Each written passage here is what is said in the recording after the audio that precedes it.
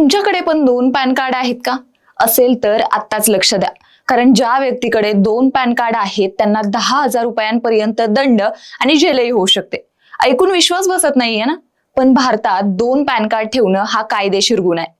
Pan card हे आपल्या ओळखीचं आणि आर्थिक व्यवहारांसाठी खूप महत्वाचं डॉक्युमेंट आहे. बँक खाते, कर्ज, गुंतवणूक, शेअर सगळ्यासाठी पॅन कार्ड लागतं. जर एखाद्या व्यक्तीकडे 2 पॅन कार्ड सापडले तर आयकर विभाग 10,000 रुपयांपर्यंत दंड करू शकतं. आणि जर त्या कार्डचा वापर कर चोरी किंवा फसवणुकीसाठी केला असेल तर जेलही होऊ शकते. समाजवादी पक्षाचे नेते आझम खान आणि त्यांचा मुलगा अब्दुल्ला यांना नुकतंच न्यायालयाने 7 वर्षांची शिक्षा सुनावली. आणि याचं कारण म्हणजे त्यांच्या नावावर 2 पॅन कार्ड होते. पण काळजी करू नका, जर तुमच्याकडेही चुकून 2 पॅन कार्ड बनले असतील तर तुम्ही ते सहजपणे NSDL किंवा UTIITSL च्या वेबसाईटवर जाऊन सरेंडर करू शकता. याबद्दल तुम्हाला आधी माहित होतं का? कमेंट करून नक्की सांगा आणि अशाच नवनवीन अपडेटसाठी महाराष्ट्र जागरणला सबस्क्राईब करायला विसरू नका.